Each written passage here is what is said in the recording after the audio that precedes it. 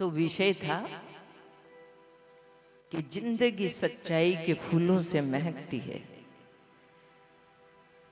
कागज के फूलों पे तितली नहीं बैठती, मधुमक्खी नहीं बैठती, भंवरा भी नहीं बैठता। इसलिए कहा सच्चाई छुप नहीं सकती झूठे वसूलों से, और खुशबू आ नहीं सकती कागज के फूलों से। तो एक सम्रांगनी थी, समझते हो, सम्रांगनी, और वो राजा के दरबार में आई, और राजा के दरबार में आकर के एक चुनौती दे दी। राजा से कहा, राजन मैं सम्रांगनी हूं, वो 2500 राजा को जीतते हुए मैं यहां तक आई हूं। मैं जीती हूं, राजा हार गए। ऐसी मैं विजय प्राप्त करते हुए मैं तुम्हारे सभा में आई हूं। चुनौती क्या है? उन्हें कहा, मेरे हाथ में 2 गुलदस्ते हैं, एक असली गुलदस्ता है, एक नकली गुलदस्ता है। अभी तक कोई ये नहीं बता पाया कि ये है असली और ये है नकली, इसलिए मैं जीतती हुई चली आ रही। राजा भी चक्कर में पड़ गया। अगर देखे तो दोनों गुलदस्ते, उससे अच्छा वो और उससे अच्छा वो नकली इतना अच्छा लग रहा है, असली, और असली तो असली है ही।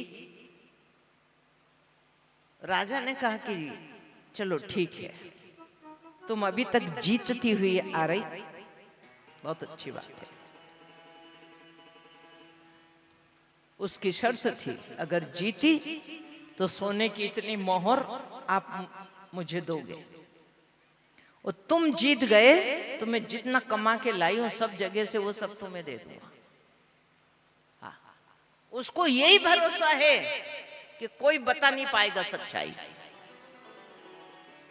राजा ने उसको महल में बुलाया,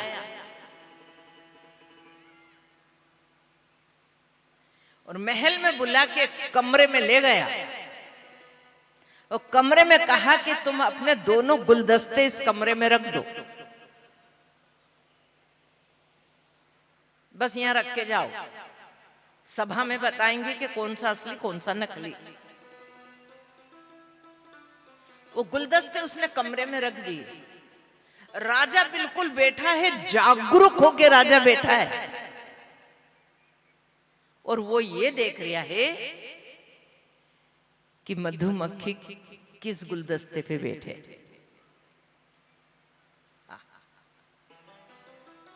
ये देख लिया है। बहुत लंबी प्रतीक्षा हो गई उसकी, बड़ी मेहनत की, राजा ने बैठा रहा, ध्यान से देखता रहा। तो जो असली गुलदस्ता था, मधुमक्खी उस पे आके बैठी, नकली पे नहीं बैठी। बस राजा ने पहचान लिया, ये असली गुलदस्ता है और ये नकली गुलदस्ता है। अब सभा में वो सम्रांगनी सभा में ले गई, और सभा में ले जा करके दोनों हाथ में अपने गुलदस्ते रखे। अब बताइए असली कौन सा नकली कौन सा?